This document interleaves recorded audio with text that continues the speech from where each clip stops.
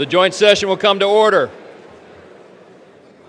The chair appoints as members of the committee on the part of the House to escort the President of the United States into the chamber.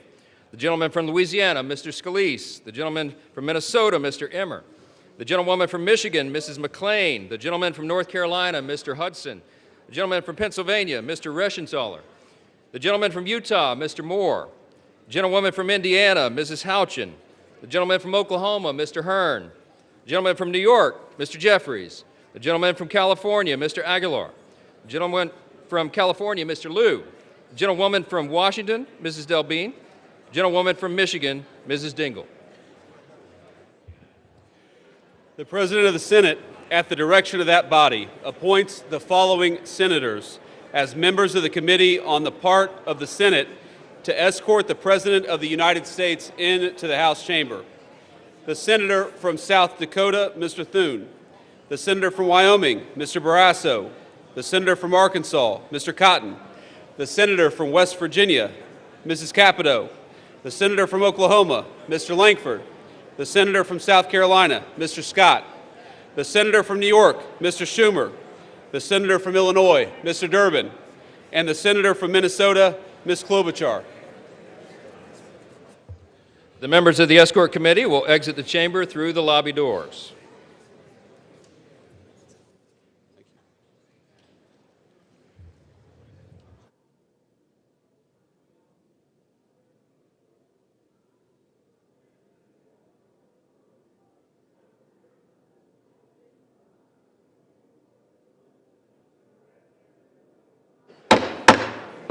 Mr. Speaker, the Acting Dean of the Diplomatic Corps.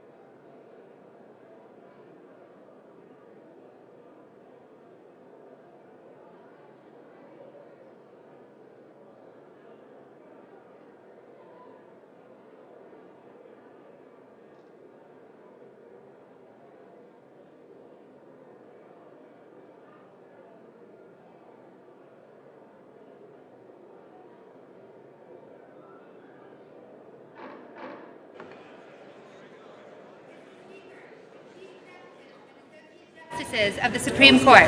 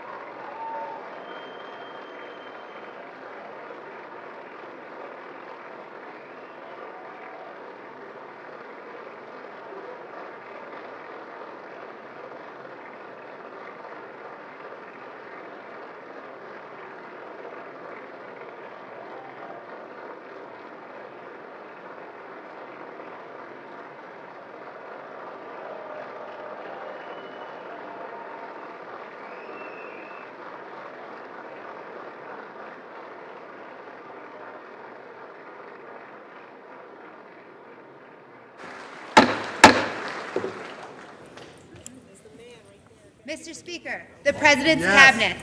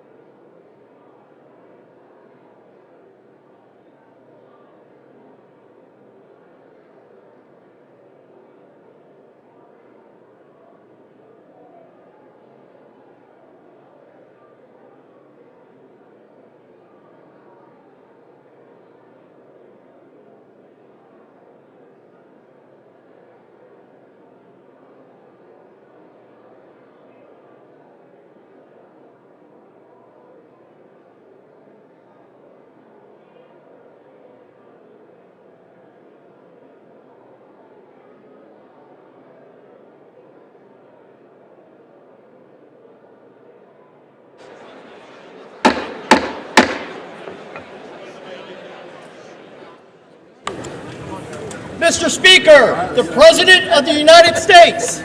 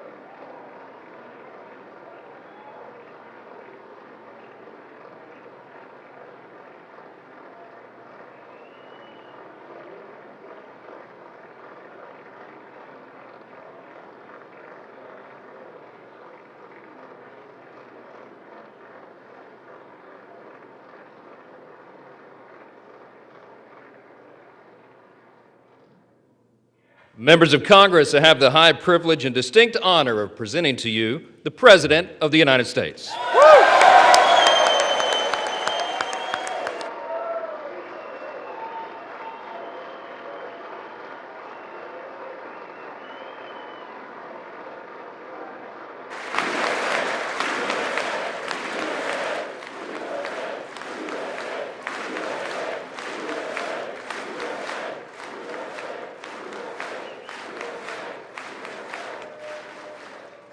Well, thank you very much, everybody. It's really an honor. Speaker Johnson, Vice President Vance, First Lady of the United States.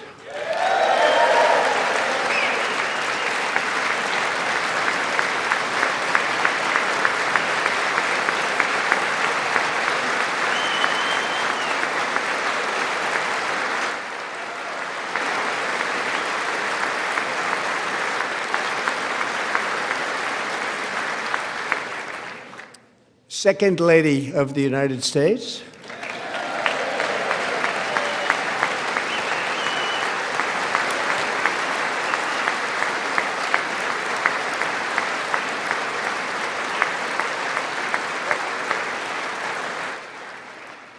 Members of Congress and my fellow Americans, our nation is back, bigger, better, richer, and stronger than ever before.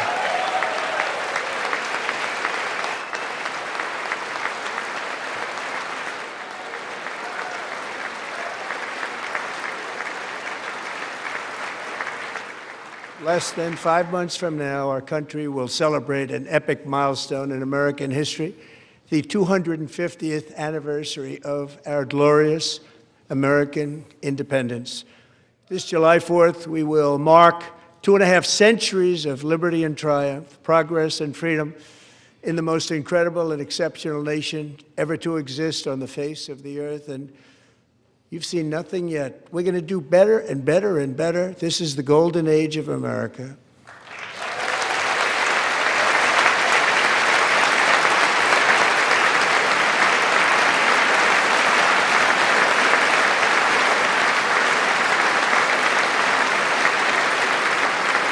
When I last spoke in this chamber 12 months ago, I had just inherited a nation in crisis with a stagnant economy, inflation at record levels, a wide-open border, horrendous recruitment for military and police, rampant crime at home, and wars and chaos all over the world.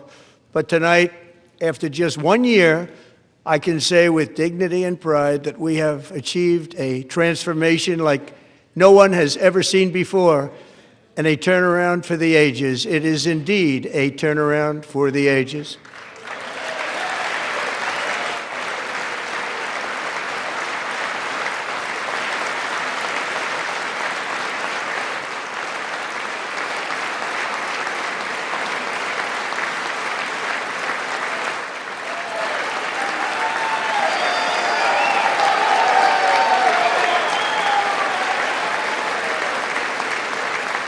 And we will never go back to where we were just a very short time ago. We're not going back.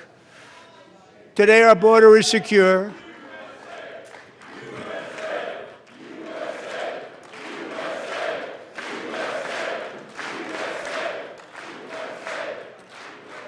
Thank you. Today our border is secure. Our spirit is restored. Inflation is plummeting. Incomes are rising fast. The roaring economy is roaring like never before, and our enemies are scared, our military and police are stacked, and America is respected again, perhaps like never before.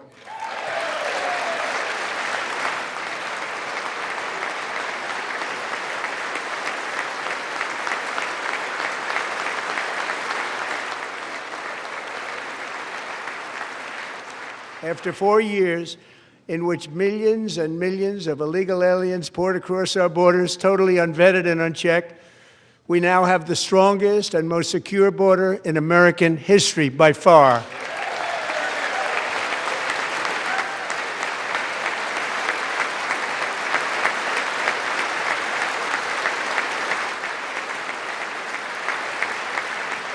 In the past 9 months, 0 illegal aliens have been admitted to the United States.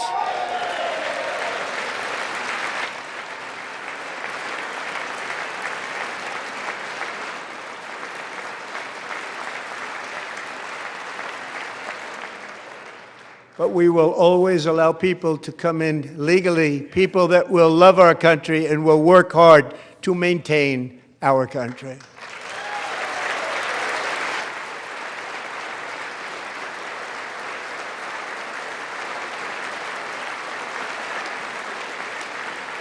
The flow of deadly fentanyl across our border is down by a record 56% in 1 year.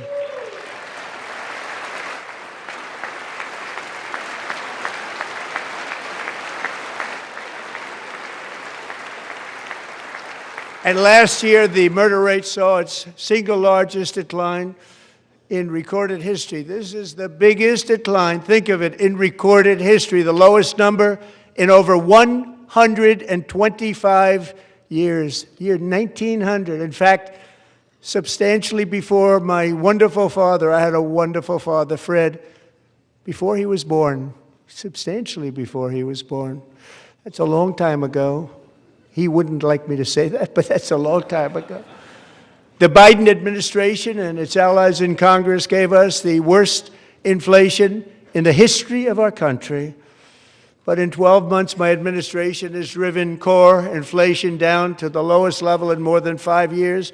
And in the last 3 months of 2025, it was down to 1.7%.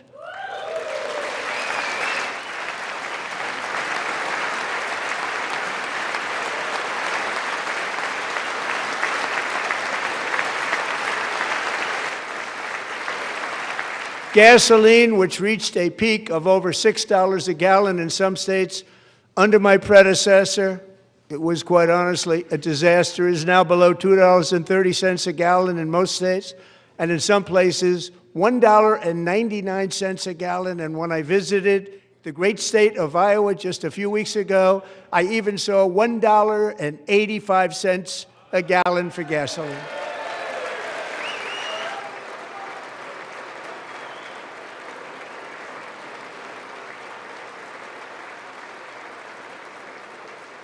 Mortgage rates are the lowest in 4 years and falling fast, and the annual cost of a typical new mortgage is down almost $5,000 just since I took office. 1 year. And low interest rates will solve the Biden-created housing problem while at the same time protecting the values of those people who already own a house that really feel rich for the first time in their lives. We want to protect those values. We want to keep those values up. We're going to do both.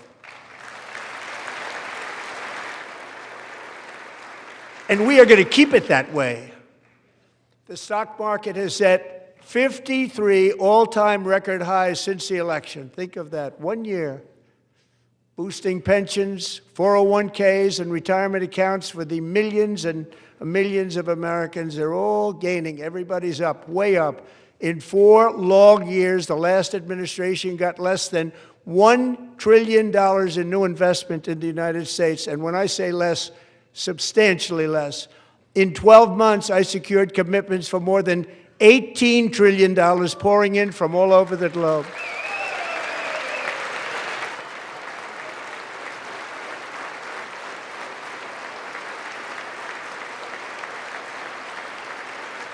Think of it, much less than $1 trillion for 4 years versus much more than $18 trillion for 1 year. What a difference a president makes. A short time ago, we were a dead country. Now we are the hottest country anywhere in the world, the hottest.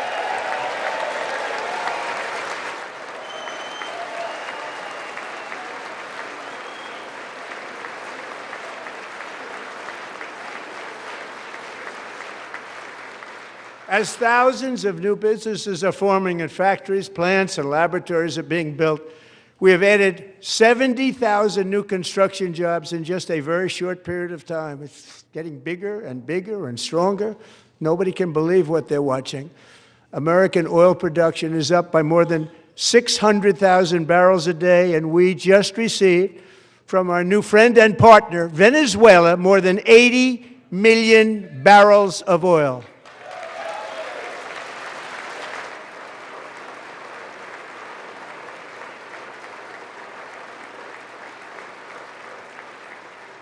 American natural gas production is at an all-time high because I kept my promise to drill, baby, drill.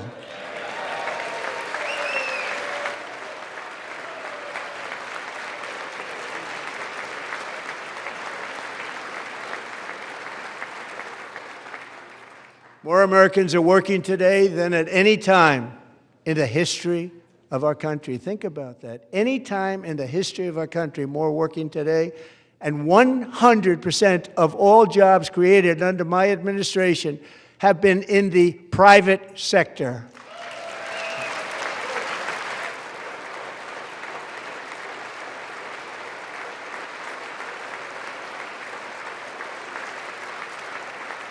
We ended DEI in America.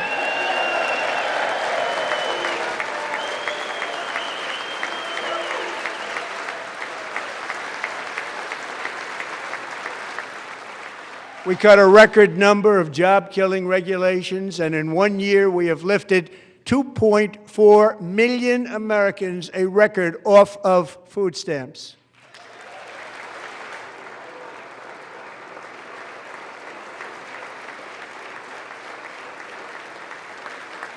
And for all of these reasons, I say tonight, members of Congress, the state of our union is strong.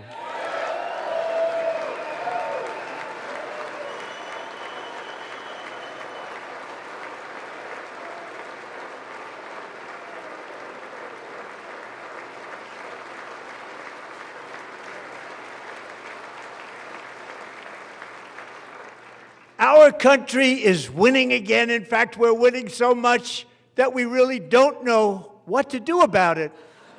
People are asking me, please, please, please, Mr. President, we're winning too much. We can't take it anymore. We're not used to winning in our country. Until you came along, we're just always losing, but now we're winning too much. And I say, no, no, no, you're going to win again. You're going to win big. You're going to win bigger than ever. And to prove that point, here with us tonight is a group of winners who just made the entire nation proud. The men's gold medal Olympic hockey team. Come on in.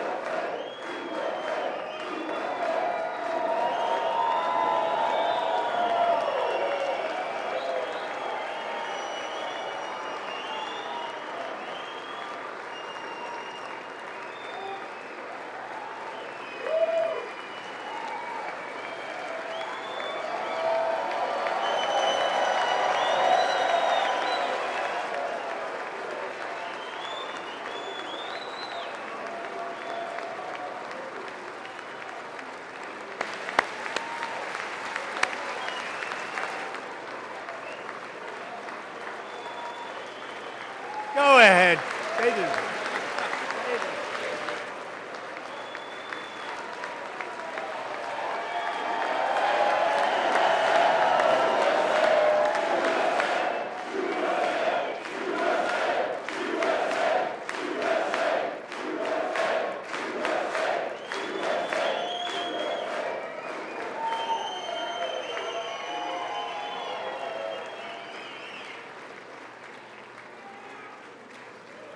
That's the first time I've ever seen them get up.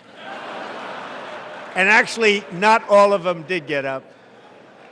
But they beat a fantastic Canadian team in overtime, as everybody saw, as did the American women who will soon be coming to the White House.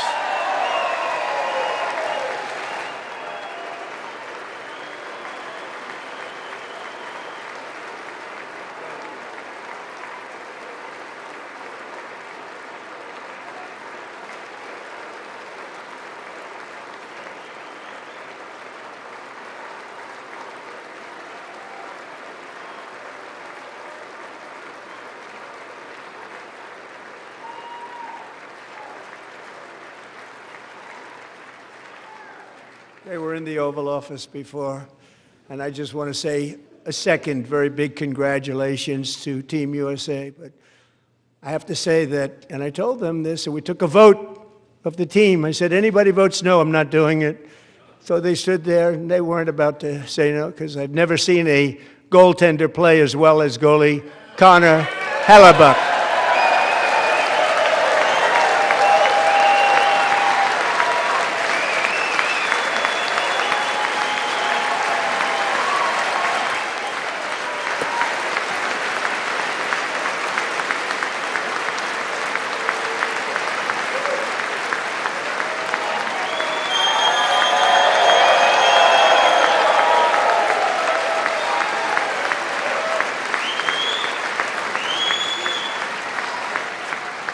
Think of it, 46 shots on goal, and I asked him, the one shot, the one where you put your stick in the back and it hit the neck of your stick and bounced off, do you practice that, or was that a little lucky?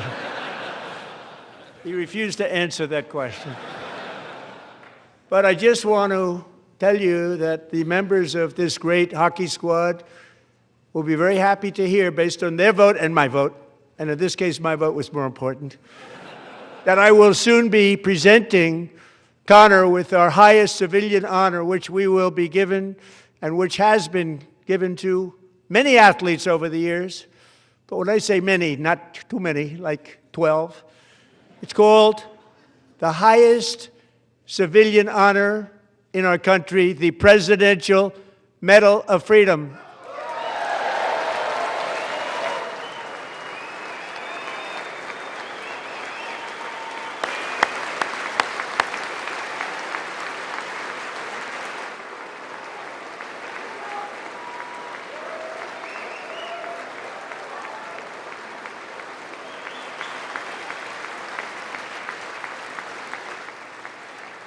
Great athletes have gotten that, very great, the best, and I thought he deserved it. And I did take a vote, every single one of them. I said, I'm not giving it if anybody goes no, and every single one of them rapidly put up their hand. So I want to thank you all. What a special job you did. What special champions you are. Thank you very much.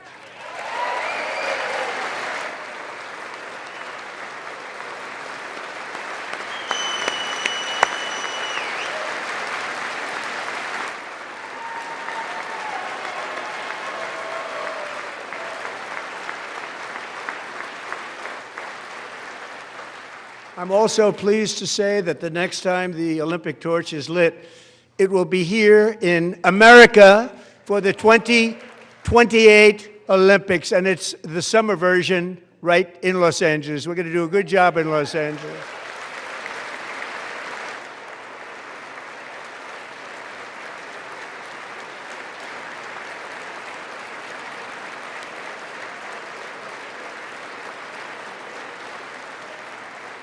And Los Angeles is going to be safe, just like Washington, D.C. is now one of the safest cities in the country.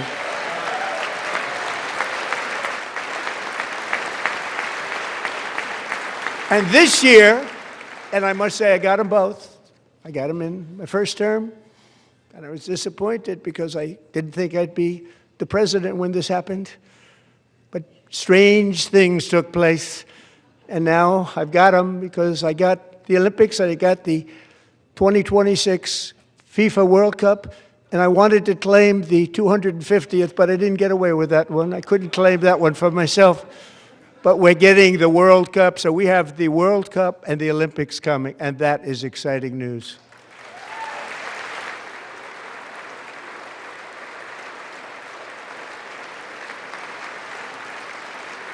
So this will be a year to celebrate our country and the heroes who have kept it free. Men like Buddy Taggart. At age 17, Buddy volunteered to defend America in World War II, serving in the Pacific under the great General Douglas MacArthur. He fought bravely in the famous Battle of Manila, worked so hard. He was badly wounded and almost killed by enemy machine guns in Luzon. And 81 years ago this month, he liberated the largest internment camp in the Philippines, one of the largest anywhere in the world. Buddy earned many honors, including a Purple Heart and a Bronze Star, came home, started a family, and tonight he is in the gallery looking forward to July 4th, 2026, his 100th birthday.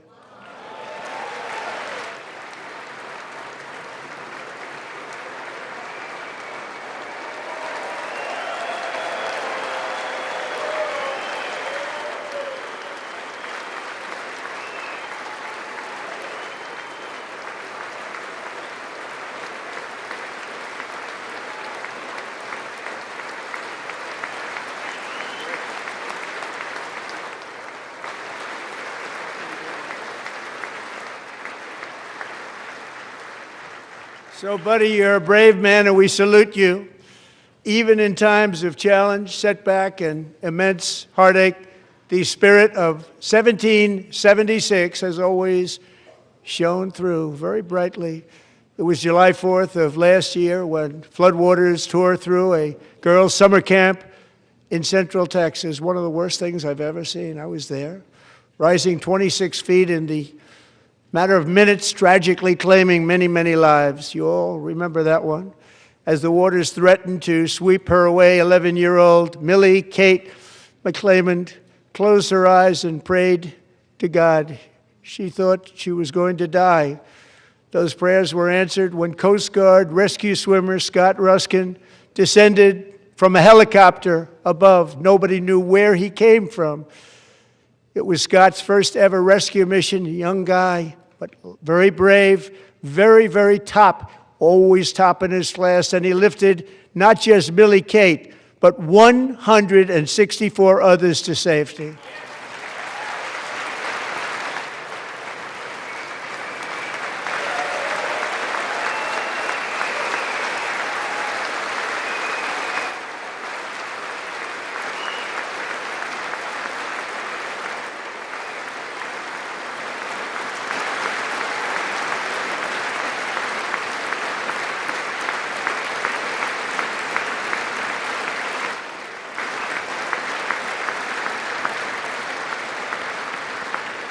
People watched Scott from a distance, and they couldn't believe what they were seeing. The winds were blowing, the rain was pouring, everything was going, and that rapid water, nobody's ever seen anything like it. They said, wow, that's something.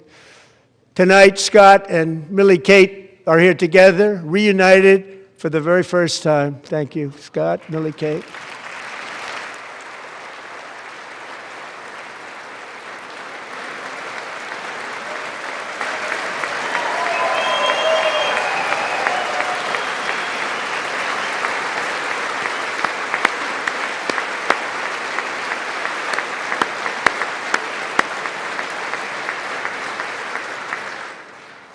And Petty Officer Ruskin, I'm pleased to inform you that I am now awarding you the Legion of Merit for extraordinary heroism, which is what it was, extraordinary heroism. Thank you.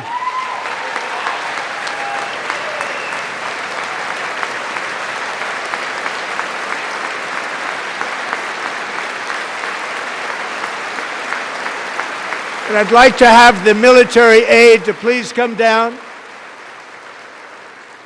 and take care of the service. Military aide, thank you very much.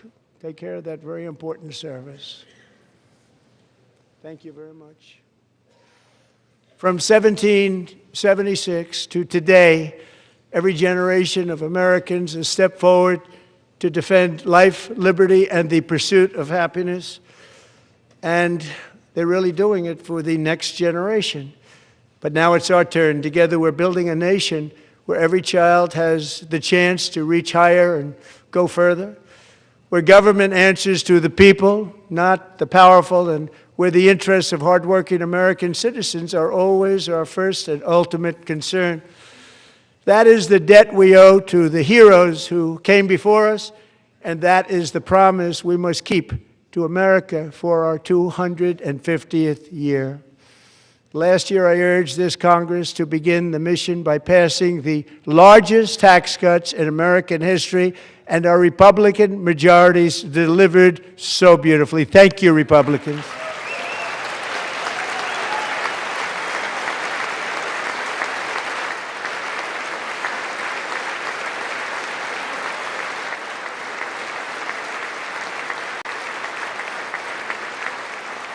All Democrats, every single one of them, voted against these really important and very necessary massive tax cuts.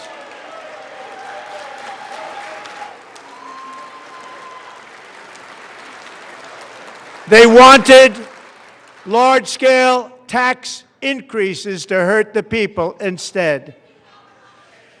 But we held strong, and with the great, big, beautiful bill, we gave you no tax on tips, no tax on overtime, and no tax on Social Security for our great seniors.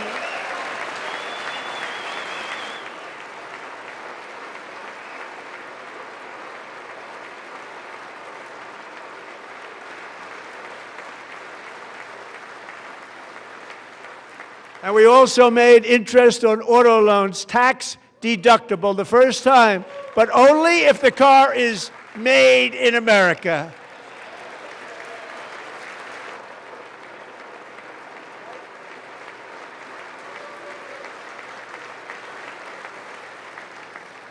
Recently in Pennsylvania, I met Megan Hemhauser, a devoted mom who's homeschools her children, beautiful, 2 children, during the day while waiting tables at night as her husband works overtime operating very heavy equipment.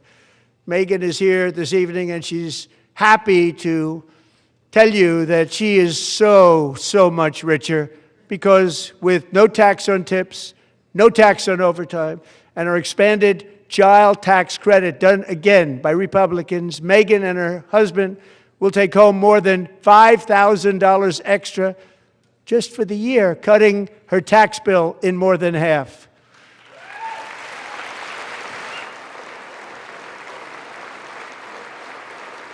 Megan, please stand up. We're fighting for you, Megan. Thank you, Megan.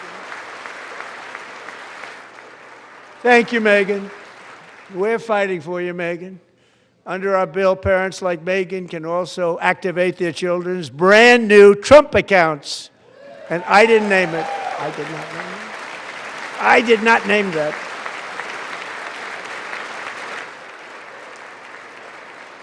Nobody believes me, but I did not name it. It was named by a very tall man sitting right there in the third row.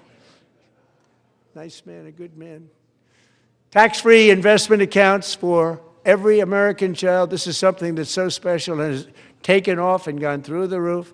Millions will be pre-funded courtesy of the U.S. Treasury and private individuals like Michael and Susan Dell, who have donated $6.25 billion to fund the Trump accounts for 25 million American children. They're great people.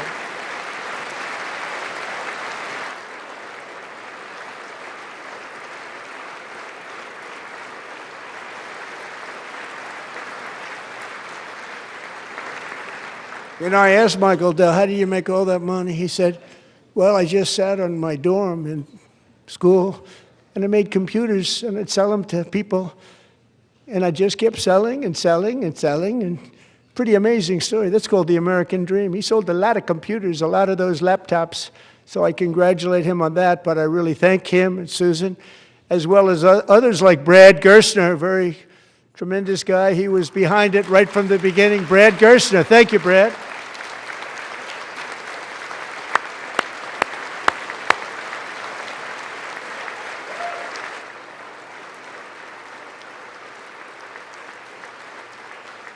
So with modest additional contributions, these young people's accounts could grow to over $100,000 or more by the time they turn 18. Think of it, how much money is that for somebody that started with nothing? Over 100,000, could be much more than that. To make this investment in our children's future, go to TrumpAccounts.gov, TrumpAccounts.gov. And a lot of people are doing it. It's setting every record in the book. It's popular. They knew what it was going to take. I'm so proud of them. I'm so proud of the people that got it started. And now it's just taken off. One of the primary reasons for our country's stunning economic turnaround, the biggest in history, where the Dow Jones broke 50,000 4 years ahead of schedule, and the S&P hit 7,000, where it wasn't supposed to do it for many years were tariffs. I used these tariffs, took in hundreds of billions of dollars to make great deals for our country, both economically and on a national security basis. Everything was working well. Countries that were ripping us off for decades are now paying us hundreds of billions of dollars. They were ripping us so badly, you all know that. Everybody knows it. Even the Democrats know it. They just don't want to say it. And yet these countries are now happy, and so are we. We made deals. The deals are all done. And they're happy. They're not making money like they used to, but we're making a lot of money. There was no inflation, tremendous growth, and the big story was how Donald Trump called the economy correctly, and 22 Nobel Prize winners in economics didn't. They got it totally wrong. They got it really wrong. And then just 4 days ago, an unfortunate ruling from the United States Supreme Court. It just came down. It came down. Very unfortunate ruling. But the good news is that almost all countries and corporations want to keep the deal that they already made, right, Scott? Knowing that the legal power that I, as president, have to make a new deal could be far worse for them, and therefore they will continue to work along the same successful path that we had negotiated before the Supreme Court's unfortunate involvement. So despite the disappointing ruling, these powerful, country-saving, it's saving our country, the kind of money we're taking in, peace-protecting. Many of the wars I settled was because of the threat of tariffs. I wouldn't have been able to settle them without. Will remain in place under fully approved and tested alternative legal statutes. And they have been tested for a long time. They're a little more complex, but they're actually probably better, leading to a solution that will be even stronger than before. Congressional action will not be necessary. It's already time-tested and approved. And as time goes by, I believe the tariffs paid for by foreign countries will, like in the past, substantially replace the modern-day system of income tax, taking a great financial burden off the people that I love.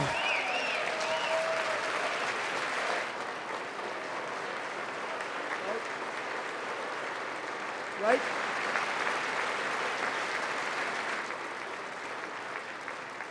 Moving forward, factories, jobs, investment, and trillions of dollars will continue pouring into the United States of America because we finally have a president who puts America first. I put America first. I love America.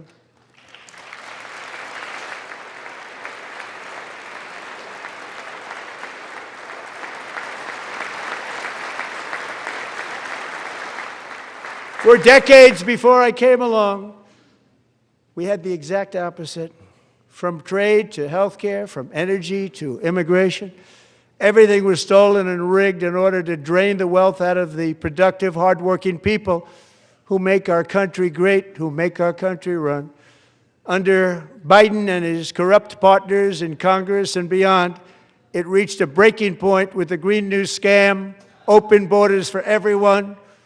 They poured in by the millions and millions from prisons, from mental institutions. They were murderers, 11,888 murders. They came into our country. You allowed that to happen. And record-setting inflation that cost the typical family $34,000 in just a speck of time. Now the same people in this chamber who voted for those disasters suddenly use the word affordability, a word. They just used it. Somebody gave it to them, knowing full well that they caused and created the increased prices that all of our citizens had to endure. You caused that problem. You caused that problem.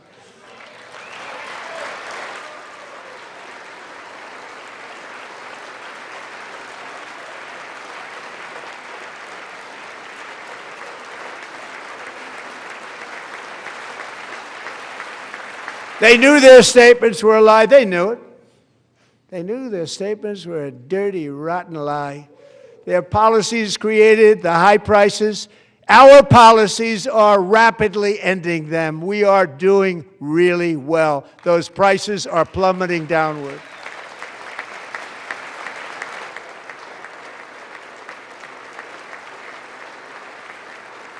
The price of eggs is down 60%. Madam Secretary, thank you. The cost of chicken, butter, fruit, hotels, automobiles, rent is lower today than when I took office by a lot. And even beef, which was very high, is starting to come down significantly. Just hold on a little while. We're getting it down.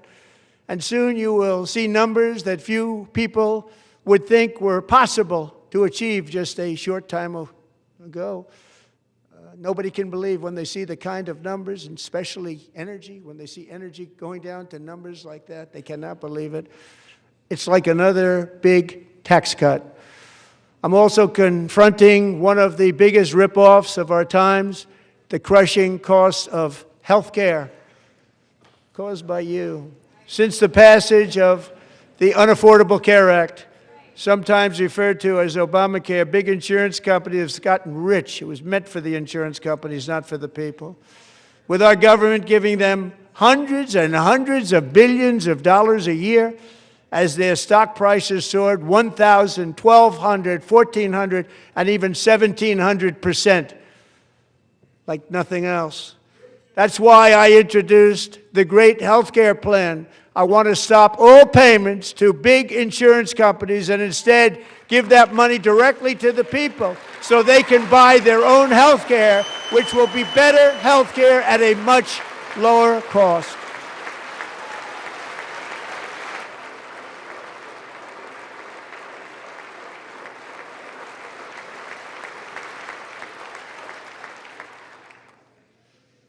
In addition, my plan requires maximum price transparency. That's a big deal.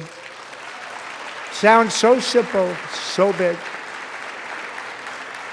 And I did that in my first term, and the Democrats immediately terminated it with full knowledge that they were doing a very bad thing for the people. Costs were going to go way up, and that's what happened, and now I'm bringing them way down on health care and everything else. I'm also ending the wildly inflated cost of prescription drugs like has never happened before.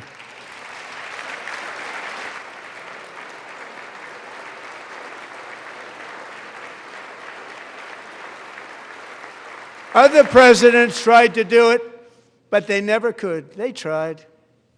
Most didn't try, actually. But they tried. They said they tried. They couldn't do it. They didn't even come close. They were all talk and no action, but I got it done. Under my just enacted most favored nation agreements, Americans who have for decades paid by far the highest prices of any nation anywhere in the world for prescription drugs will now pay the lowest price anywhere in the world for drugs. Anywhere, the lowest price.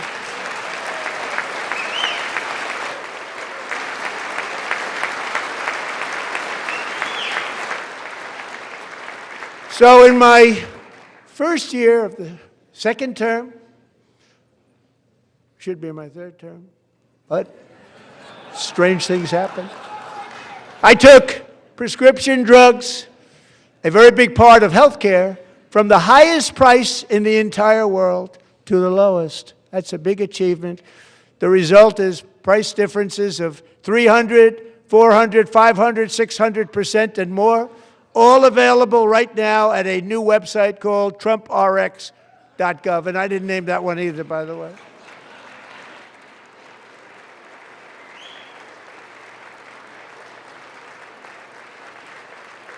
And here tonight is the very first customer ever to get that big discount, and it is big, Catherine Rayner.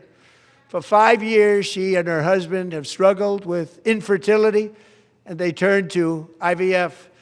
One drug has been costing Catherine $4,000 to purchase, but a few weeks ago, she logged onto the TrumpRx website and got that same drug that cost $4,000, got it for under $500. A reduction of much more, actually, than $3,500. Catherine, we are all praying for you, and you're going to be a great mom.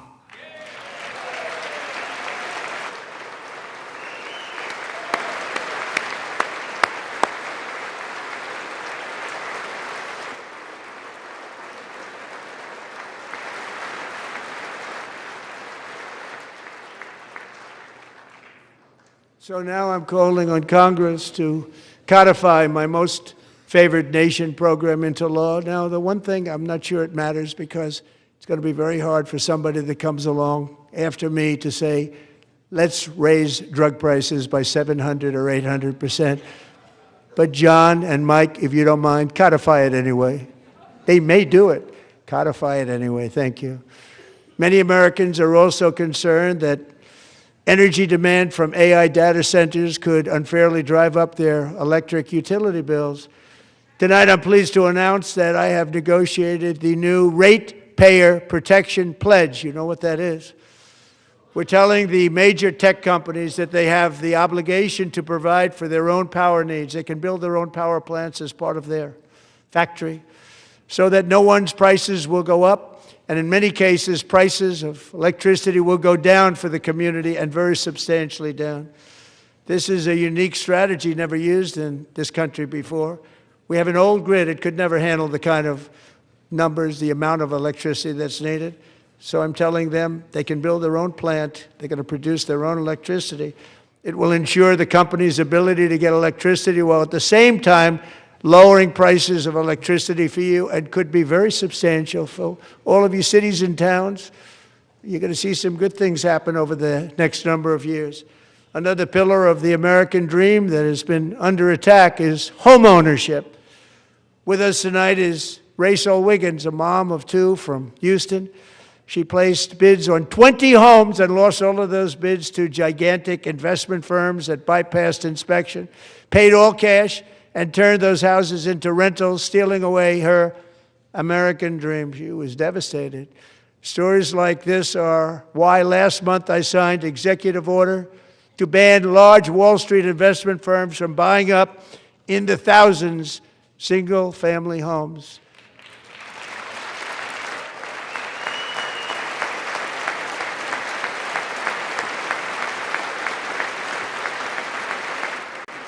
And now I'm asking Congress to make that ban permanent, because homes for people, really, that's what we want. We want homes for people, not for corporations. Corporations are doing just fine. Rachel, thank you very much. Good luck with your home. You'll get one soon.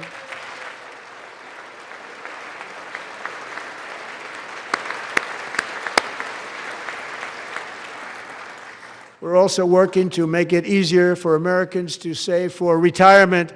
And under this administration, we will always protect Social Security and Medicare. They are not protecting it for our seniors. We will always protect Social Security, Medicare, Medicaid.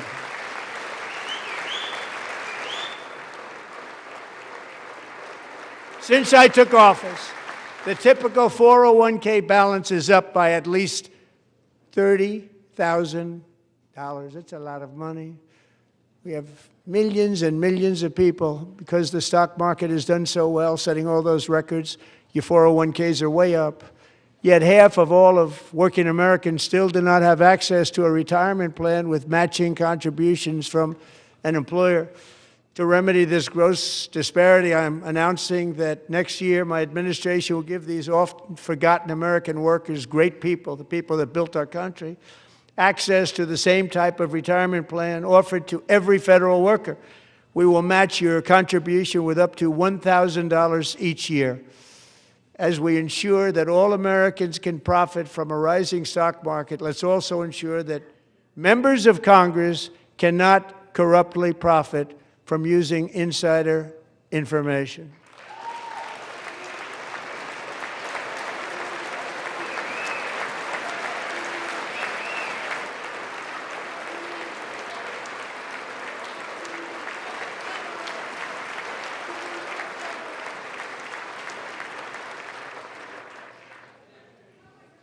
They stood up for that. I can't believe it.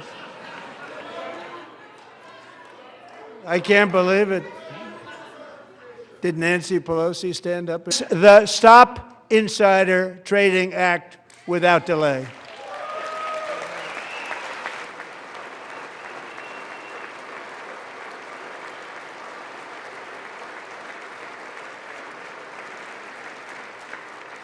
I wasn't sure if anybody, even on this side, was going to applaud for that. I'm very impressed. Thank you. I'm very impressed.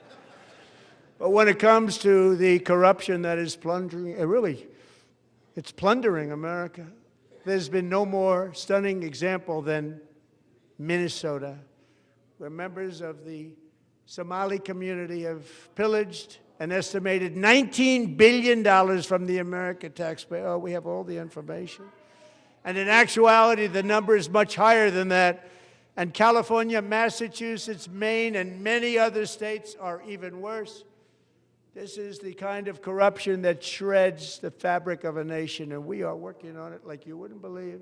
So tonight, although started 4 months ago, I am officially announcing the war on fraud to be led by our great Vice President, J.D. Vance.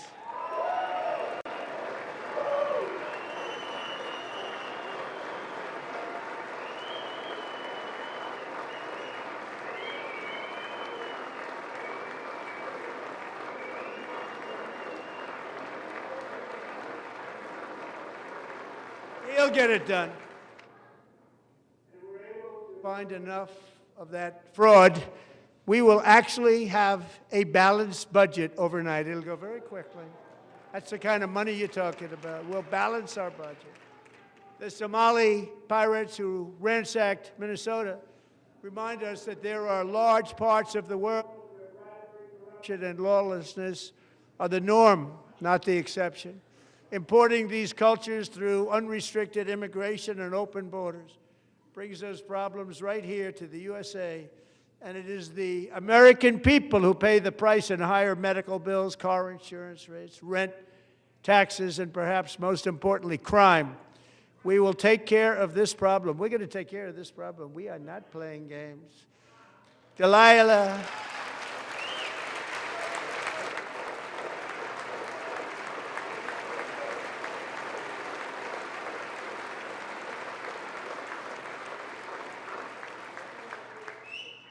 Delilah Coleman was only 5 trailer plowed into her stopped car traveling at 60 miles an hour or more.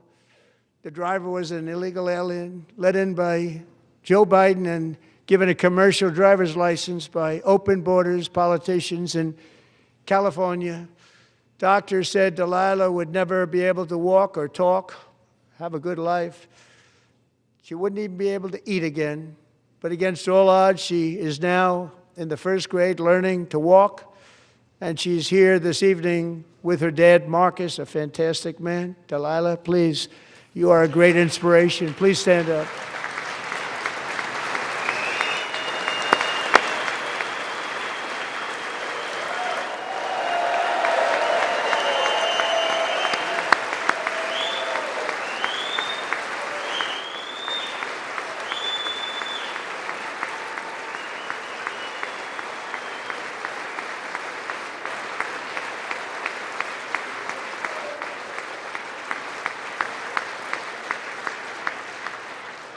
Thank you, Delilah. Many, if not most, illegal aliens do not speak English and cannot read even the most basic road signs as to direction, speed, danger, or location. That's why tonight I'm calling on Congress to pass what we will call the Delilah Law, barring any state from granting commercial driver's licenses to illegal aliens.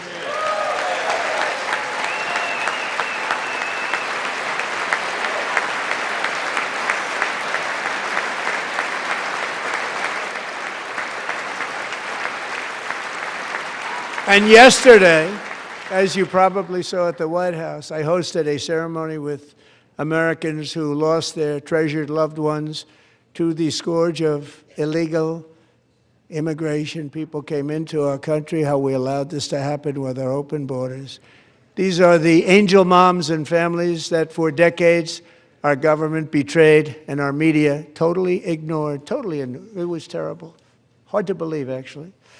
In 2023, a 16-year-old high school cheerleader named Elizabeth Medina was supposed to perform in her town's Christmas parade, but she never arrived. Her mother, Jacqueline, went home to look for her, and she found her lying dead in a bathtub, bleeding profusely after being stabbed 25 times. Elizabeth's killer was a previously arrested illegal alien who had broken in and brutally extinguished the brightest light in her family's life, violently and viciously. Her heartbroken mother is in the gallery to remind everyone in this chamber exactly why we are deporting illegal alien criminals to our country at record numbers, and we're getting them the hell out of here fast. We don't want them.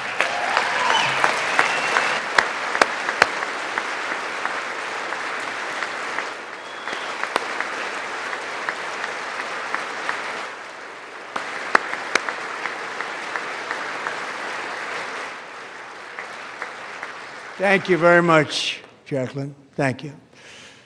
We can never forget that many in this room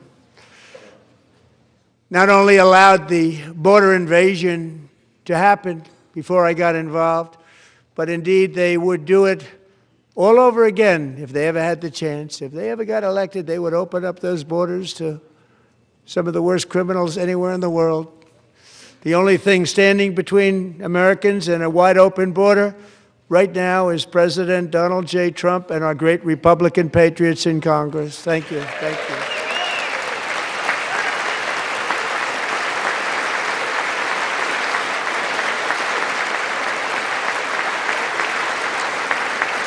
As we speak, Democrats in this chamber have cut off all funding for the Department of Homeland Security. It's all cut off. It's all cut off. They have instituted another Democrat shutdown, the first one costing us 2 points on GDP. 2 points we lost on GDP, which probably made them quite happy, actually. Now they have closed the agency responsible for protecting Americans from terrorists and murderers. Tonight I'm demanding the full and immediate restoration of all funding for the border security, homeland security of the United States, and also for helping people clean up their snow. We have no money because of the Democrats, and it would be nice, we'd love to give you a hand at cleaning it up, but you gave no money. Nobody's getting paid. It's a shame. So you have to think about it. We have, in case you didn't know, a pretty large snowstorm out there. One of the great things about the State of the Union is how it gives Americans the chance to see clearly what their representatives really believe. So tonight I'm inviting every legislator to join with my administration in reaffirming a fundamental principle. If you agree with this statement, then stand up and show your support. The first duty of the American government is to protect American citizens, not illegal aliens.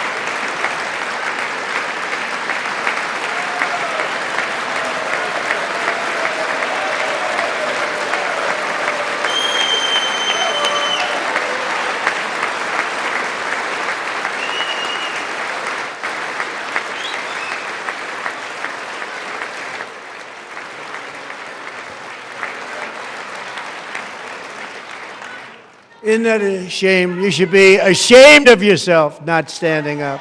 You should be ashamed of yourself. That is why I'm also asking you to to end deadly sanctuary cities that protect the criminals and enact serious penalties for public officials who block the removal of criminal aliens. In many cases, drug lords, murderers all over our country, they're blocking the removal of these people out of our country, and you should be ashamed of yourself.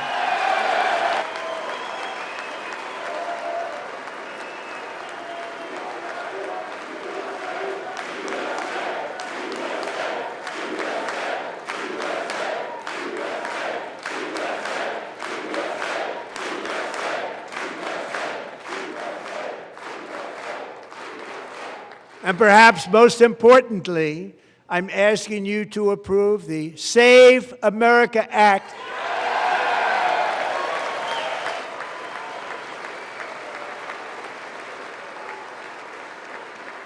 To stop illegal aliens and others who are unpermitted persons from voting in our sacred American elections. That cheating is rampant in our elections. It's rampant.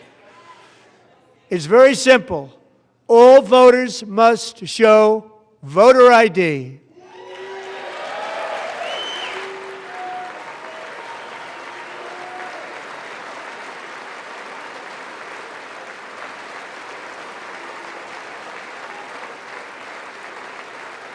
All voters must show proof of citizenship in order to vote.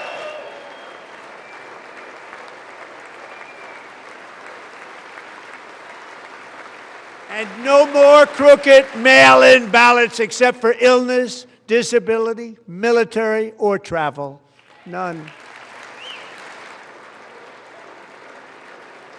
And this should be an easy one. And by the way, it's polling at 89%, including Democrats. 89%.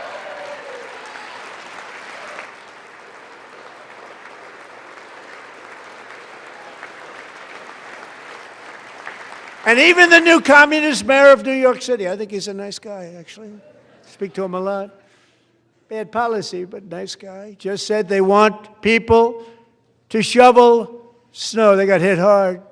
Wants them to shovel snow, but if you apply for that job, you need to show 2 original forms of ID and a Social Security card. Yet they don't want identification for the greatest privilege of them all, voting in America. No, it's no good. No good. Both Republicans and Democrats overwhelmingly agree on the policy that we just enunciated.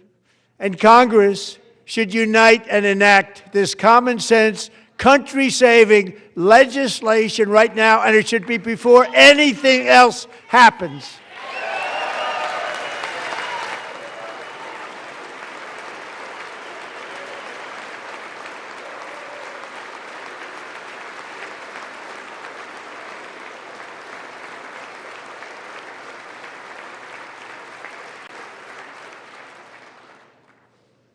And the reason they don't want to do it, why would anybody not want voter ID? One reason, because they want to cheat. There's only one reason.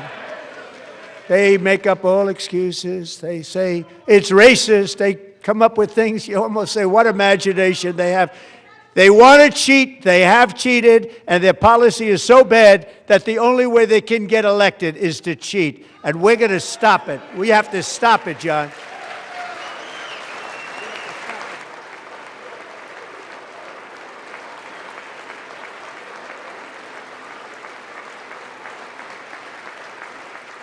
And here is one more opportunity to show common sense in government. In the gallery tonight are 14 when school officials in Virginia sought to socially transition her to a new gender, treating her as a boy and hiding it from her parents. Hard to believe, isn't it? Before long, a confused Sage ran away from home after she was found in a horrific situation in Maryland. A left-wing judge refused to return Sage to her parents because they did not immediately state that their daughter was their son. Sage was thrown into an all-boys state home and suffered terribly for a long time. But today, all of that is behind them because Sage is a proud and wonderful young woman with a full-ride scholarship to Liberty University. Sage and Michelle, please stand up.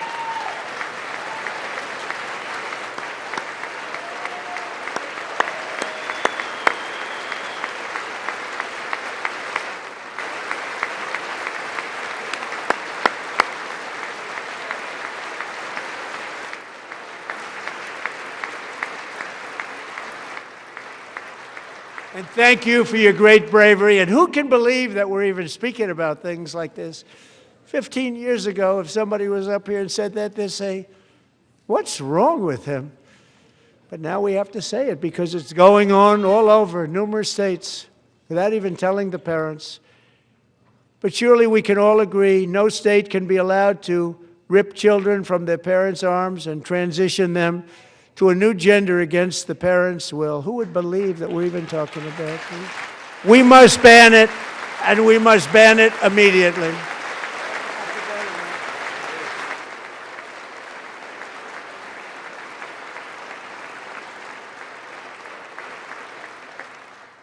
Look, nobody stands up. These people are crazy, I'm telling you. They're crazy.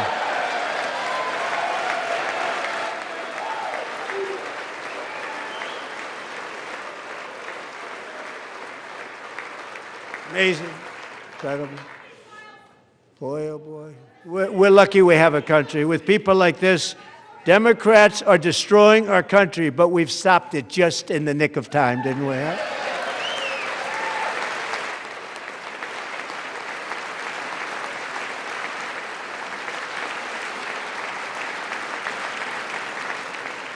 No one cares more about protecting America's youth than our wonderful First Lady, now a movie star. She's a movie star. Can you believe it? Who would have believed that? Over the past year, she has had an incredible impact championing AI legislation, advancing a landmark executive Melania Trump Foster Youth to Independence initiative. It's a tremendous, really a tremendous thing that happened and had a lot of bipartisan support. She gets much better bipartisan support than I do. I get none. She gets a lot. Someday you're going to have to tell me how you did that. And students and educators in every state have joined the First Lady's efforts in the presidential AI challenge, keeping America's next generation positioned to succeed and strongly succeed in the future. Tonight we welcome two young people whose lives reflect the First Lady's impact, Sierra Burns and Everest Nevermont. Thank you both, and Melania, thank you. I know how hard you worked on it. Thank you very much.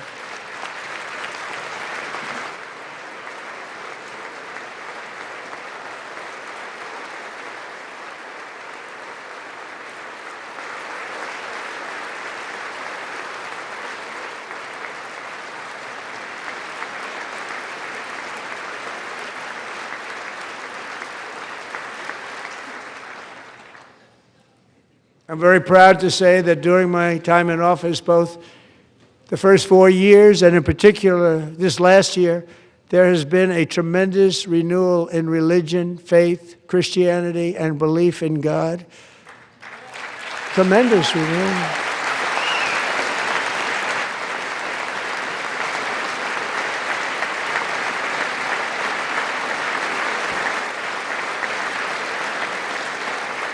This is especially true among young people, and a big part of that had to do with my great friend, Charlie Kirk, a great guy, great man.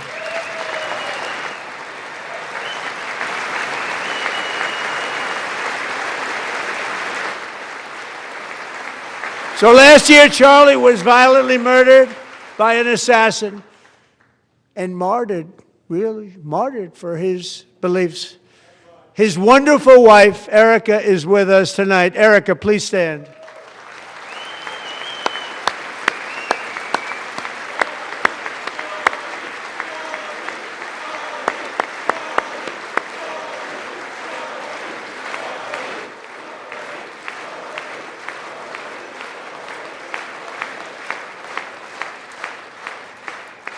Thank you, Erica. been through a lot.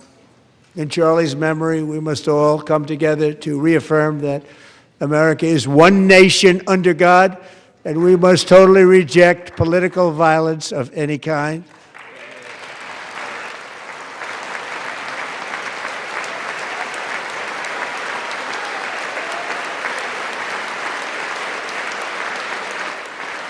We love religion, and we love bringing it back, and it's coming back at levels that nobody actually thought possible. It's really a beautiful thing to see. Above all, unleashing America's promise requires keeping our communities safe. We have made incredible strides, yet dangerous repeat offenders continue to be released by pro-crime Democrat politicians again and again.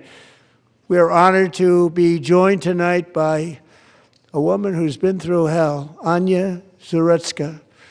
In 2022, she and her beautiful daughter, so beautiful, what a beautiful young woman, Irina, fled war-torn Ukraine to live with relatives near Charlotte, North Carolina. And by the way, what's going on with Charlotte?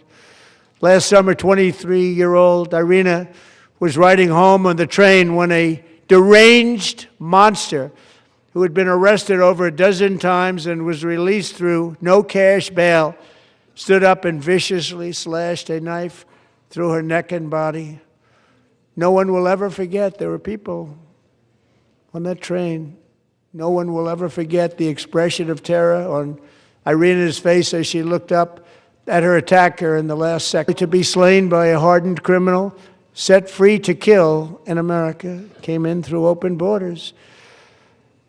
Mrs. Zarutska, tonight I promise you we will ensure justice for your magnificent daughter, Irina.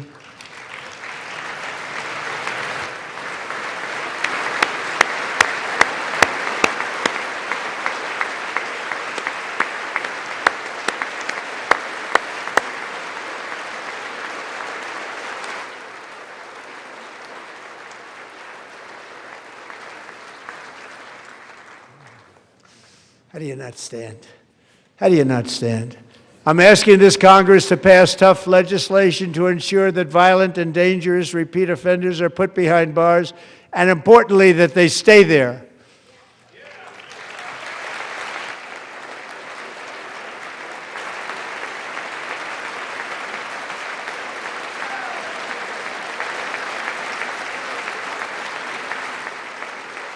Starting last summer, I deployed our National Guard and federal law enforcement to restore law and order to our most dangerous cities, including Memphis, Tennessee, big success, New Orleans, Louisiana, big success, and our nation's capital itself, Washington, D.C., where we have almost no crime anymore in Washington, D.C. How did that happen?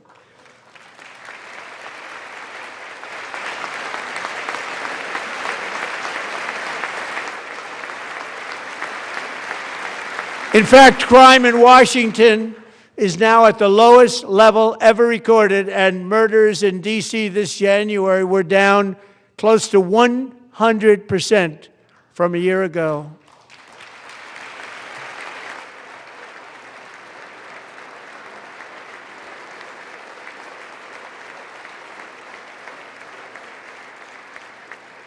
They don't like to hear that. One of sick people, one of the brave service members who helped achieve this stunning turnaround was 20-year-old West Virginia Army National Guard Specialist Sarah Beckstrom. After a 4-month deployment, she voluntarily extended her service, and her rank was going to be lifted. She was doing so well. They were so proud of her. But the very next day, she was on patrol near the White House when she was ambushed and shot in the head by a terrorist monster from Afghanistan. Shouldn't have been in our country. And all because she wore the uniform of our nation. She was shot. He traveled here because he didn't like people wearing our uniform. He was sick and deranged. Shouldn't have been in our country. Sarah Beckstrom died in order to defend our capital, and we are honored to be joined by her wonderful parents, Gary and Evalie. Your daughter was a true American patriot, and she will be greatly missed. She was a great person. I saw reports on her. They've never seen anything like it.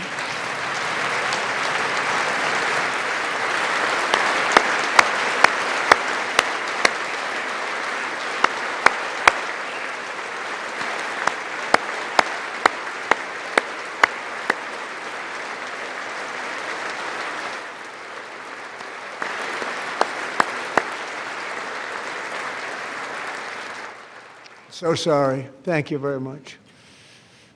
She's a great young lady. I saw reports that were like, perfect. She was perfect. Serving alongside Sarah that day was Staff Sergeant Andrew Wolf. The terrorist shot Andrew in the head, and no one thought he could possibly make it. The two of them, Sarah and Andrew, both shot violently in the head. Neither was expected to make it. They weren't even given a chance, except his wonderful mother, named Melody, who I spoke to the same night, and she was so positive. The doctors thought that Andrew was gone, but his mother said, no, Mr. President, Andrew will be fine. He's going to make it. I've never seen anything like it. I mean, he was given almost no chance. She said, I have no doubt, sir, he's going to be okay. This was a conversation that I had with her that night, with her son laying helplessly in bed, blood all over. Everybody is praying, she said, sir, he will be okay. The doctors didn't understand what she was saying, and after looking at the results of the damage done, neither did I. She was so strong and conclusive that even Andrew's great father felt she didn't really understand the gravity of the situation. But she turned out to be right. Right, Melody? She turned out to be right.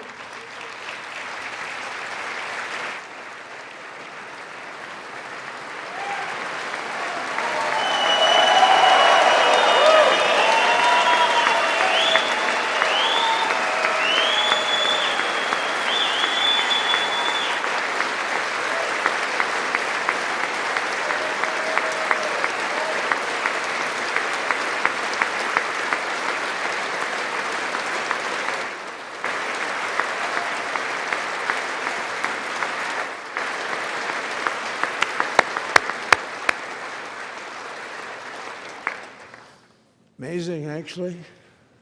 I said, where does this woman come from? She's the most positive person I've ever met. With God's help, Andrew has battled back from the edge of death, and we're talking about the edge of death, on his way to a miraculous recovery. He's got a little work to do, but he's doing great. Nice to see you. He's a good-looking guy. Nice to see you. Thanks, Andrew. Thank you very much.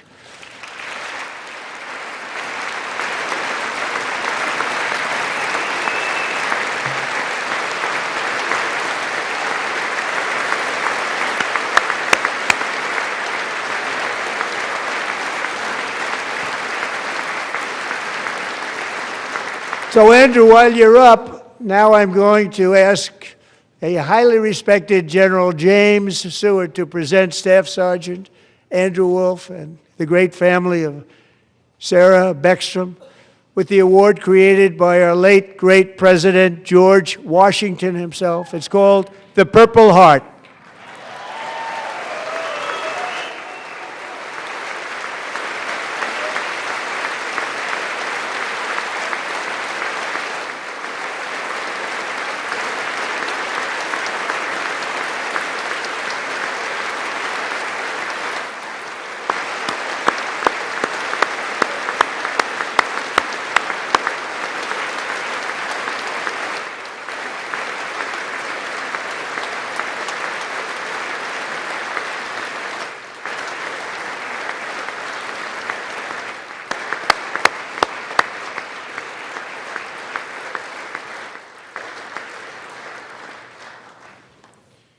We love you all.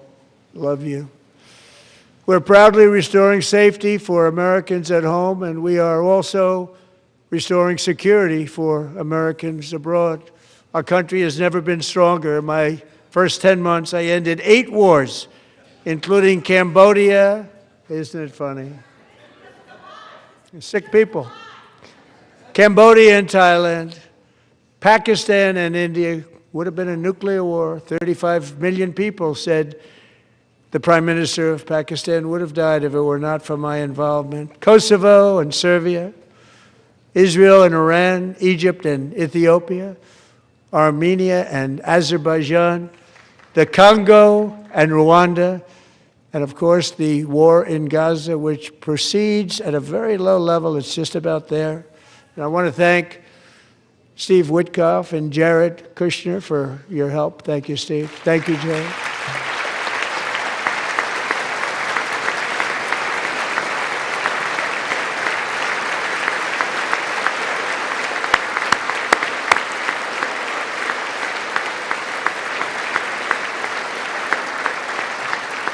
And I also want to thank the man they report to, Secretary of State Marco Rubio. Thank you, Marco.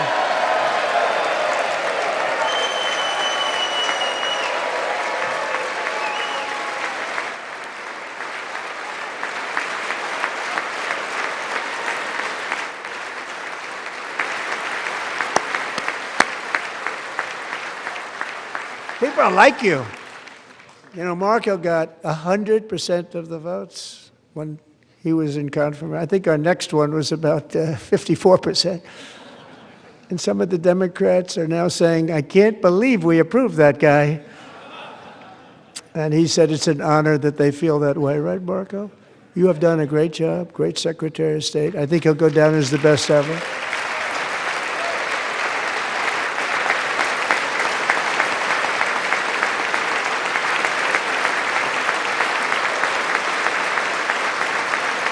Under the ceasefire I negotiated, every single hostage, both living and dead, has been returned home. Can you believe that?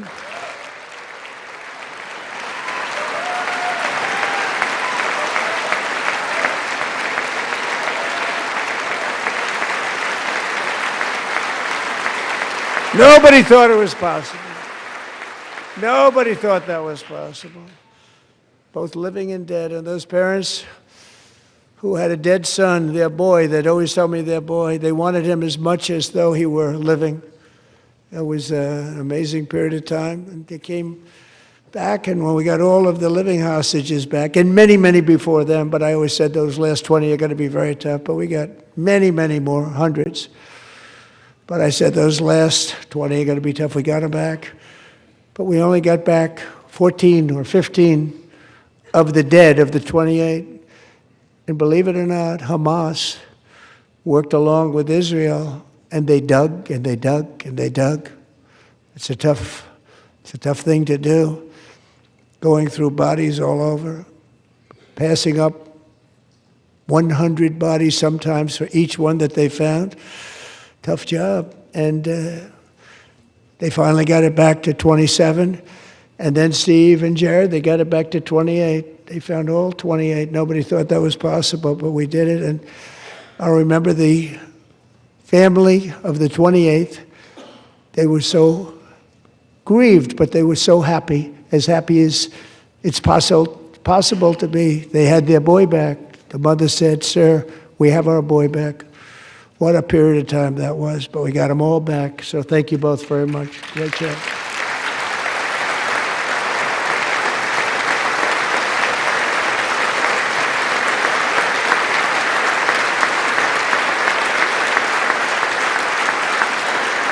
And we're working very hard to end the 9th war, the killing and slaughter between Russia and Ukraine, where 25,000 soldiers are dying each and every month. Think of that, 25,000 soldiers are dying a month. A war which would have never happened if I were president, would have never happened. As president, I will make peace wherever I can, but I will never hesitate to confront threats to America wherever we must. That's why in a breakthrough operation last June, the United States military obliterated Iran's nuclear weapons program with an attack on Iranian soil known as Operation Midnight Hammer.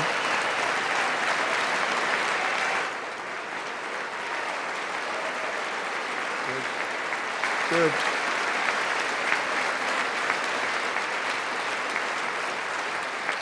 For decades, it had been the policy of the United States never to allow Iran to obtain a nuclear weapon. Many decades.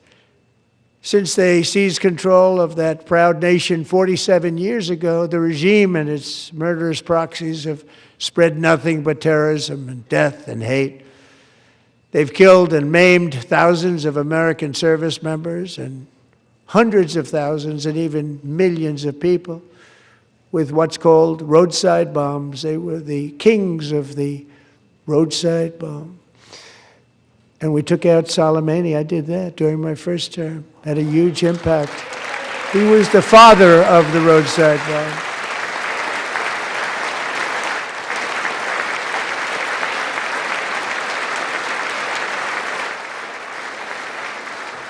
And just over the last couple of months with the protests, they've killed at least, it looks like, 32,000 protests. 32,000 protesters in their own country. They shot them and hung them. We stopped them from hanging a lot of them with the threat of serious violence. But this is some terrible people. They've already developed missiles that can threaten Europe and our bases overseas, and they're working to build missiles that will soon reach the United States of America. After Midnight Hammer, they were warned to make no future attempts to rebuild their weapons program, and in particular, nuclear weapons. Yet they continue. They're starting it all over. We wiped it out, and they want to start all over again, and are at this moment again pursuing their sinister ambitions. We are in negotiations with them. They want to make a deal, but we haven't heard those secret words. We will never have a nuclear weapon. My preference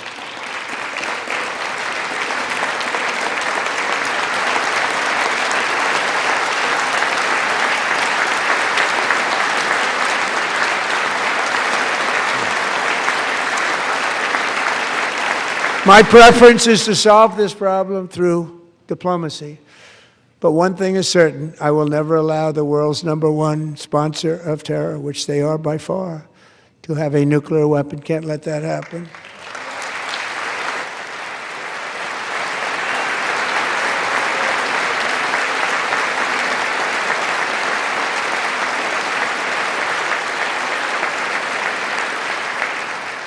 And no nation should ever doubt America's resolve. We have the most powerful military on earth. I rebuilt the military in my first term. We're going to continue to do so. Also, we just approved a $1 trillion budget. We have no choice. We have to be strong, because hopefully we will seldom have to use this great power that we built together.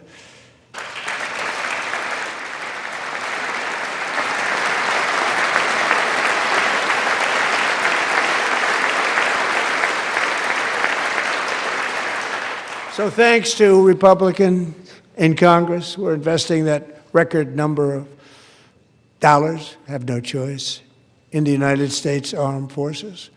Also creating a lot of jobs, but we're not even doing it for that reason. Because as I said, we have more jobs, more people working today than ever before in the history of our country. And NATO countries are friends and allies. They are. They're our friends and they're our allies. Have just agreed, at my very strong request, to pay 5% of GDP for military defense rather than the 2%, which they weren't paying. We were paying for almost all of NATO. Now they're paying 5 as opposed to not paying 2.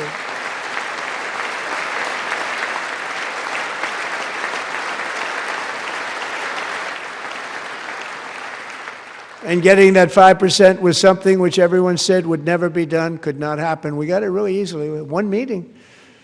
And big difference between 2% that's not paid. We were paying the freight of many of them. Very few were paid up.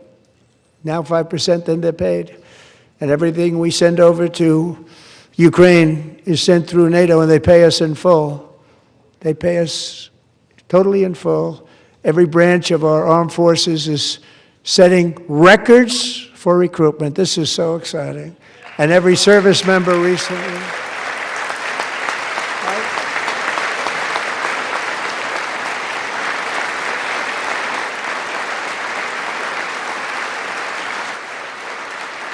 And every service member recently received a warrior dividend of $1,776.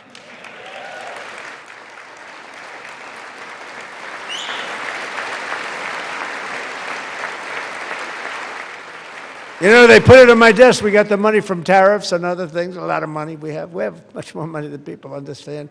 Have to rebuild that program a little bit, but it won't take long. But we got the money, and it was $1,775, and they wanted my approval. And I said, what's the number? $1,775. I said, wait a minute, for one more dollar, we can have $1,776. It's going to I said, we're going to figure that. I never asked anybody if we could afford it. One more dollar, I said $1,776. And I said, that's good. And I'll tell you what, our military, that was 4 months ago, our military, I never see a person in the military that doesn't thank me for it, so we're honored to do it. They deserve it. And we call it 1776. It was firemen. You know, the firemen don't get mentioned enough. We love our firemen. We're also...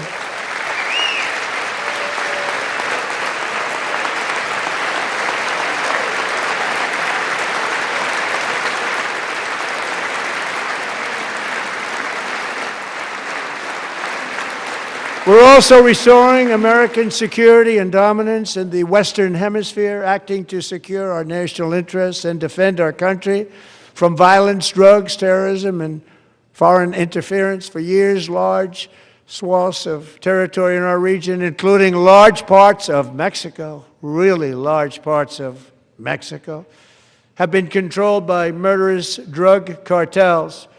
That's why I designated these cartels as foreign terrorist organizations, and I declared illicit fentanyl as a weapon of mass destruction.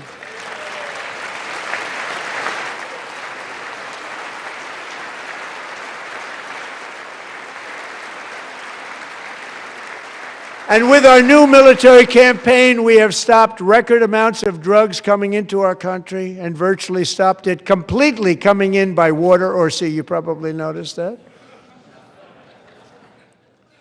We very seriously damaged their fishing industry also. Nobody wants to go fishing anymore. We've also taken down one of the most sinister cartel kingpins of all. You saw that yesterday. In January,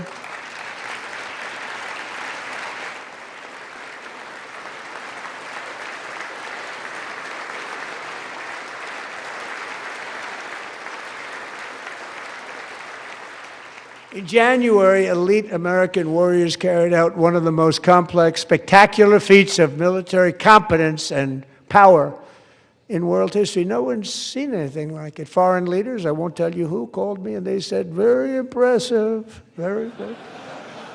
They couldn't believe, they all watched, they saw what happened. This is a different fighting force that we had years ago when we fought to tie. You know, it's a great fighting force. I'm so proud of it. Look at Space Force. Space Force is my baby, because we did that. My baby is becoming so important.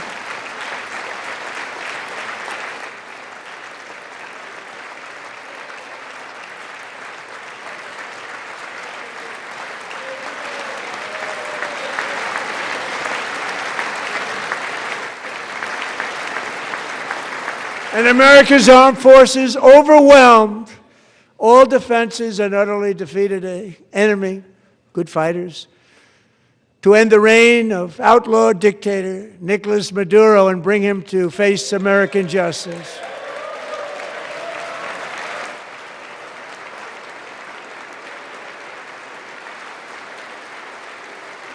And this was an absolutely colossal victory for the security of the United States, and it also opens up a bright new beginning for the people of Venezuela.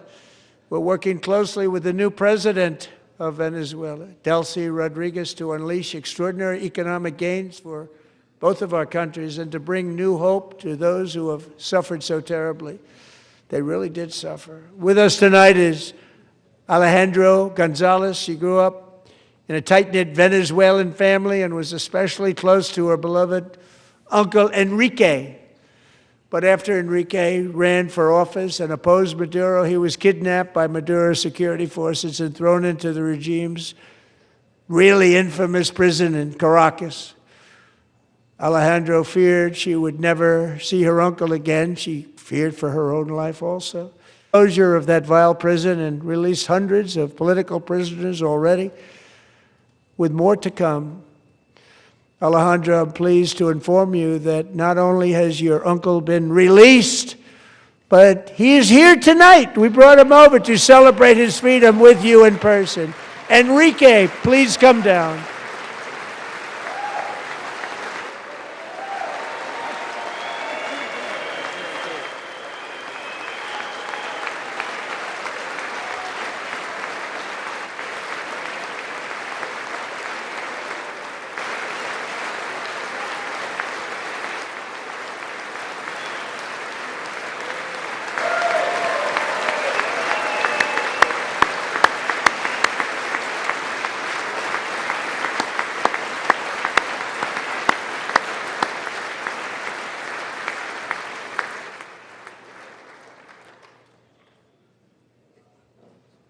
Thank you, Enrique. Have a good time. Nice to have you back, Enrique. There were many heroes on that January raid to capture Maduro, really great heroes. It was very dangerous. They knew we were coming. They were all set. But the deeds of one warrior that night will live forever in the eternal chronicles of military valor.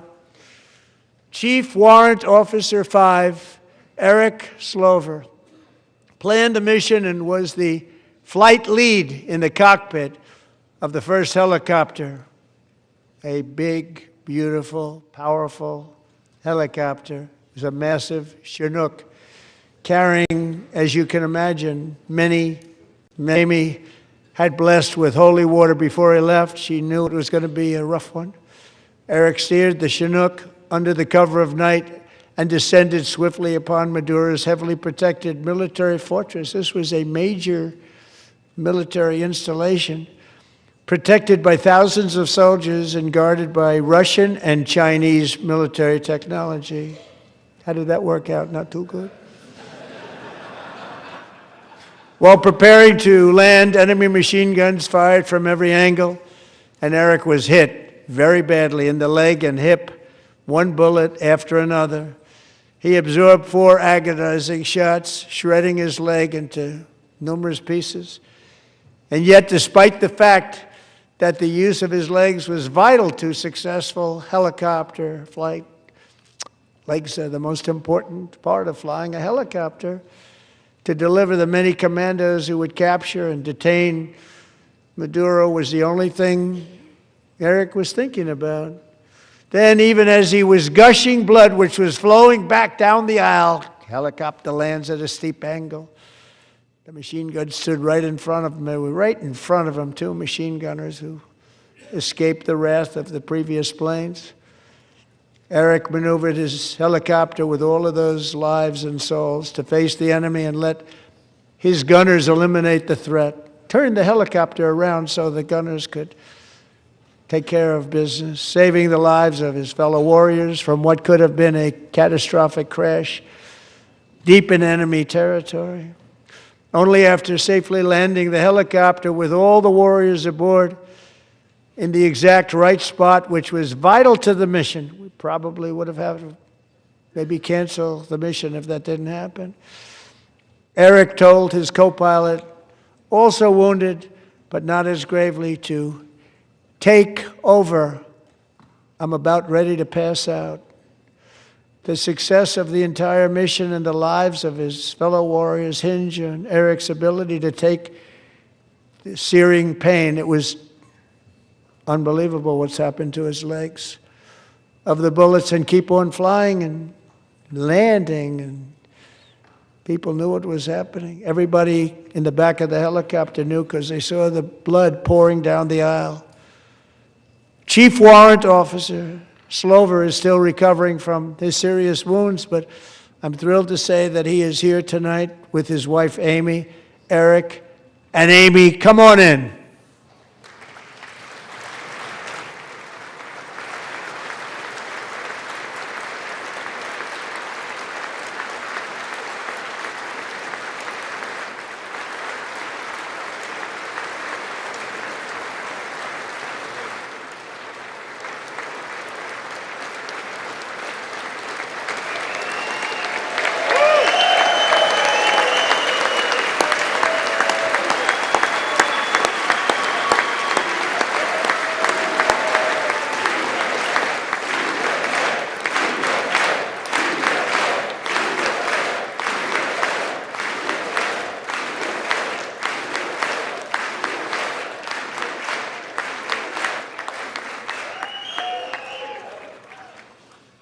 So we have a surprise for Eric and Amy.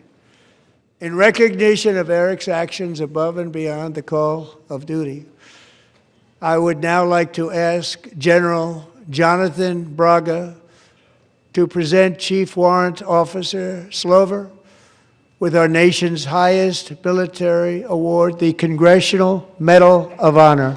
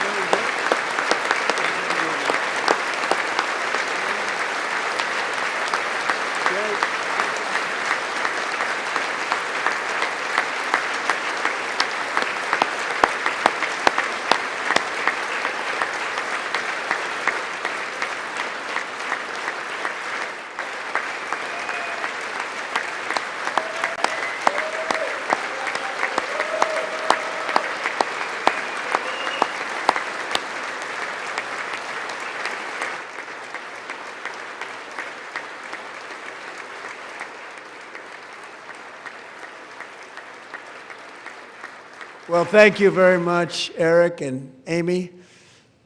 Great to get to know you. I met with them and with a lot of their fellow warriors at Fort Bragg recently.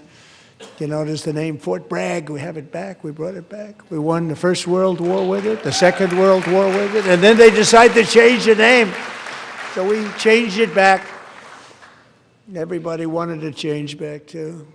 And 10 of Eric's fellow warriors from that incredible night of victory will also be receiving medals at a private ceremony that will soon be held at the White House, and Eric will be there. Thank you.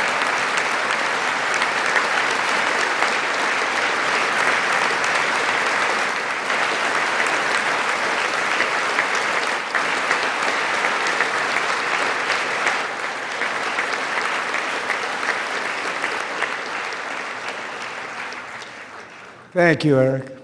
That's a big one. Tonight we've celebrated many truly extraordinary American patriots, but there is one last living legend to honor before we go. He is one more heroic American aviator. Navy fighter pilot Royce Williams served in World War II, Korea, Vietnam, flying more than 220 missions. In the skies over Korea in 1952, Royce was in the dogfight of a lifetime, legendary dogfight. Flying through blizzard conditions, his squadron was ambushed by 7 Soviet fighter planes. It was his first aerial combat of the war, and despite being massively outnumbered and outgunned, Royce led the takedown of 4 enemy jets and almost destroyed the others, vanquishing his adversaries while taking 263 bullets to his own plane and being seriously hurt.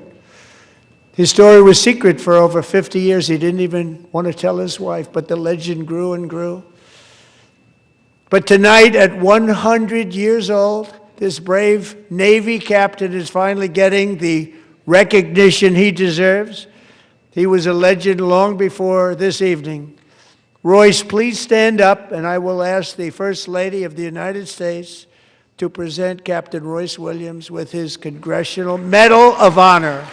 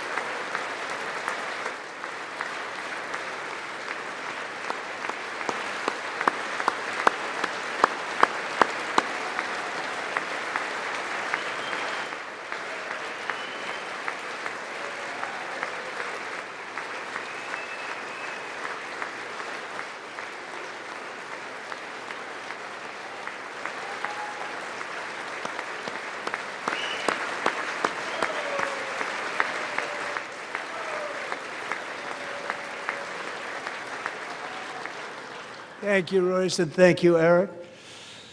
I've always wanted the Congressional Medal of Honor, but I was informed I'm not allowed to give it to myself, and I wouldn't know why I'd be taking it, but if they ever open up that law, I will be there with you someday.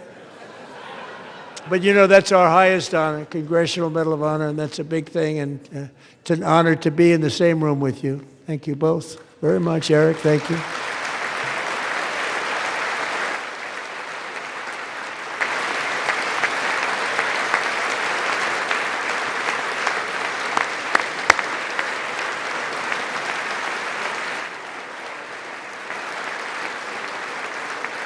Thank you. 250 years is a long time in the life of a nation, but in another sense, it's really a mere moment in the eye of history.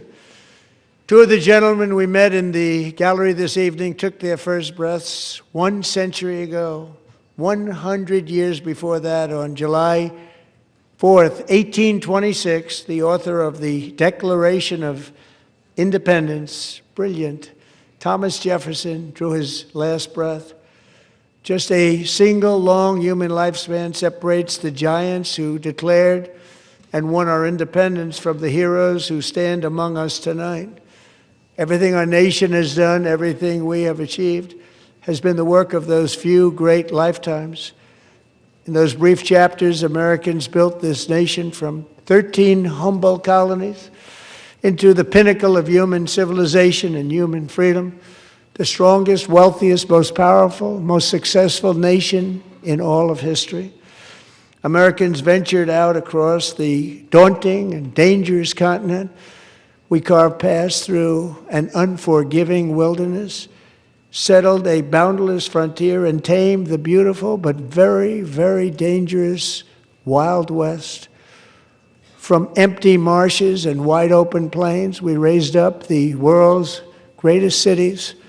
Together we mastered the world's mightiest industries and shattered history's monstrous tyrannies. And we liberated millions from the chains of fascism, communism, oppression, and terror. Americans lifted humanity into the skies on the wings of aluminum and steel. And then we launched mankind into the stars on rockets powered by sheer American will and unyielding American pride. We wired the globe with our ingenuity. We captivated the planet with American culture. And now we are pioneering the next great American breakthroughs that will change the entire world. All of this and so much more is the enduring legacy, unmatched glory of the hardworking patriots who built and defended this country and who still carry the hopes and freedoms on all of humanity's backs.